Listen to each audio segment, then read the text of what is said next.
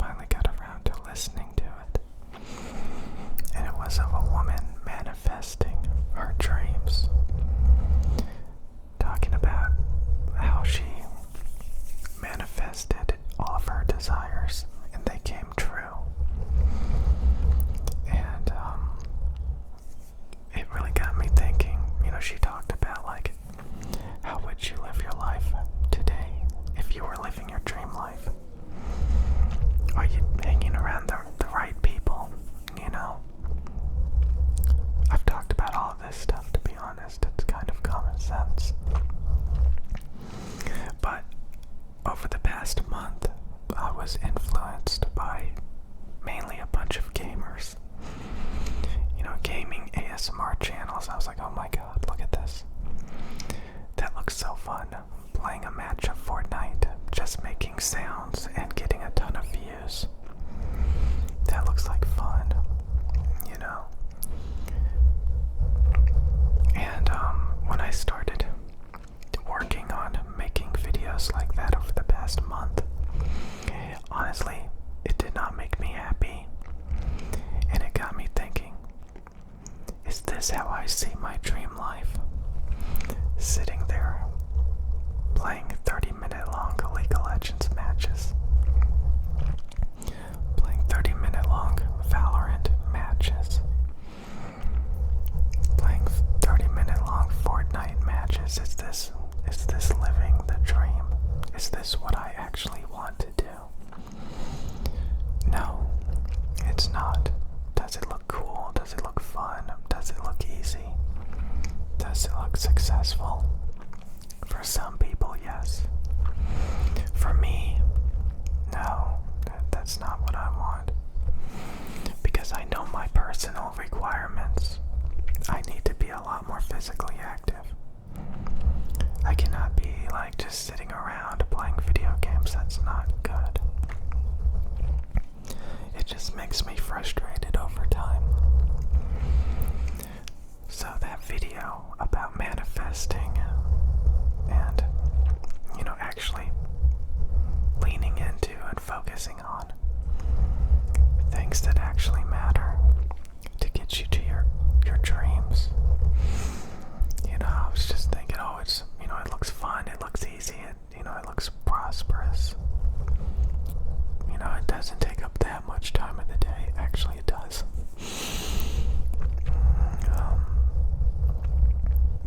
So I just realized, when I was sitting there making those gameplay videos, this is distracting me immensely. It's making me deprioritize my dreams. It's making me less successful, less prosperous, less happy, more stressed out. Oh, I know the gamer boys in the comment section. So you could argue that I've relapsed back into gaming. Video games are interesting. The other day, I was watching a Overwatch 2 video game documentary about the beginnings of the game Overwatch and how it completely changed into a simple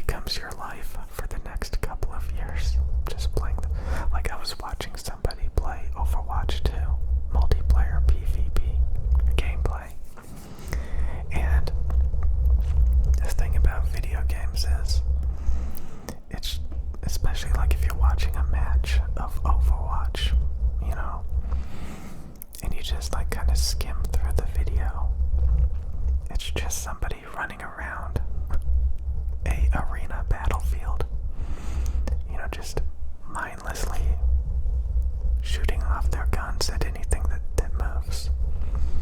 It's really brain dead.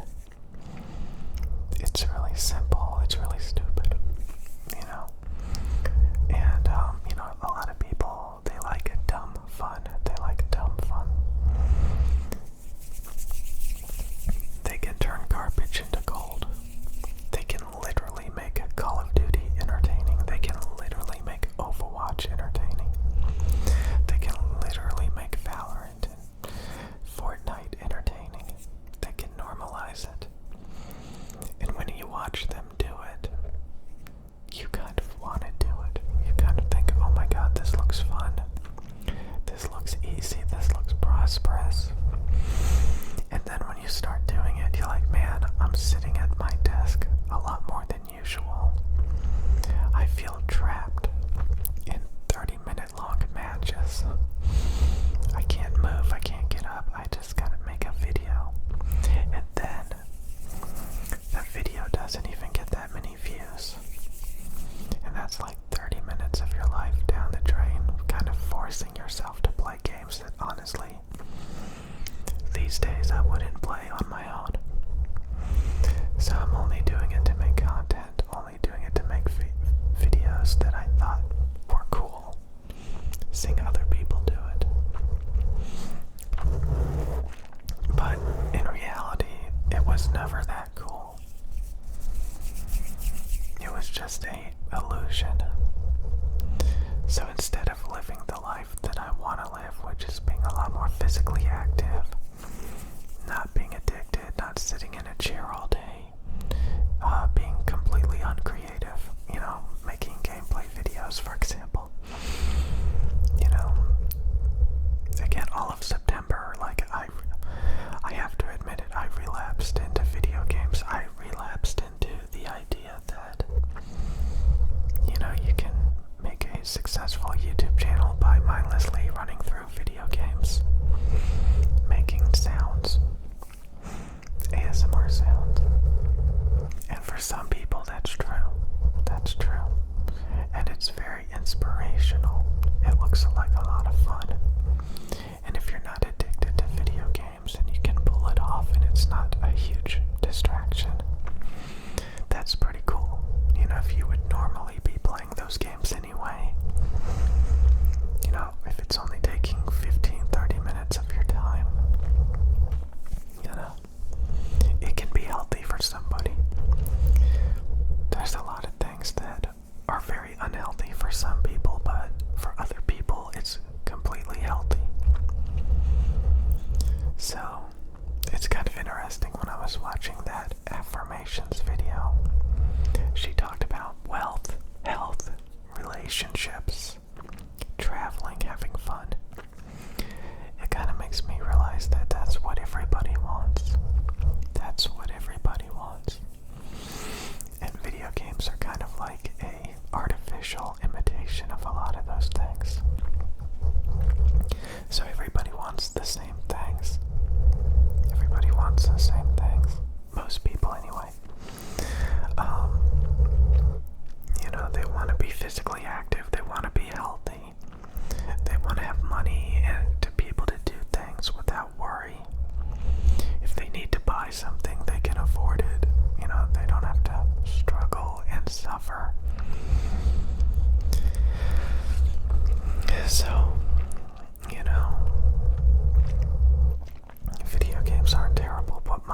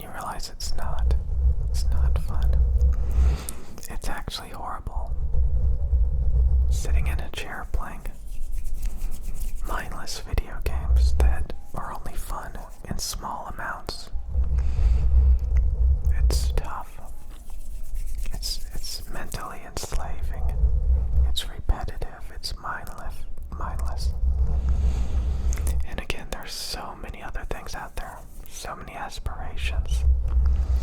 But the main thing is, it doesn't make instant money. A lot of things don't make instant money. You know, that's the funny thing about YouTube. It's so instantaneously. You know, you just make a video, it gets thousands of views if you know what you're doing. And you get instant money. So of course, you know, it really encourages you to just churn out videos, for example. It's instant, it's easy, especially if you know what you're doing. Like I said, you can do it wrong. I could make a lot of Fortnite videos, and I think this channel would, within a week, would only be getting 200 views a video, and 5 thumbs up from a couple of gamer people. And, you know, I would be super depressed sitting around playing match after match of 30-minute long matches of video games. And that's no good. That's not what I want. That's not what you know, you need physical activity. You need to have a clear mind to focus on creative things. And you could argue that, you know, most people have jobs and they waste, you know, 8 to 12 hours of their life, 42 hours of their life at least, a lot of people, a week, doing mindless, unhappy tasks. So it kind of makes, you know, making video game videos look pretty tempting. But when you realize it's just, you're getting less views, it stresses you out, it distracts you. You start to realize that maybe it's not as glamorous as it looks. But like I said, I think there's potential there. And, you know, a lot of people, I think, can pull it off in a healthy, successful manner. Like one of my favorite YouTube channels currently is a Japanese VTuber who doesn't even get that many views or subscribers. In fact, I'm catching up to her view count. But she plays video games for many, many hours a day, streaming. And like I said, it's not always successful. It's a lot more work. But if you enjoy doing it, then do it, I guess. You have to live your dream life. And, you know, when you realize you're not actually living your dream life by redundantly, mindlessly churning out gaming videos, I guess that's when you can make a change.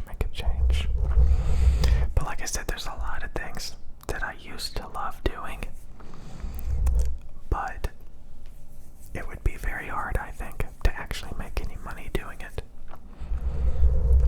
I have a lot of tools, and it's more about is it gonna get views, you know? That's the big one. Okay. But man, I think a lot of people stifle their creativity because, you know, how is it gonna make money? And they end up doing something that's a lot simpler and easier to produce that's gonna get some views. And it's basically really dumbed down. But like I said, God, I was watching somebody playing Overwatch 2, and today it just came out, and it was just a mindless jumping around, spraying their guns and their abilities,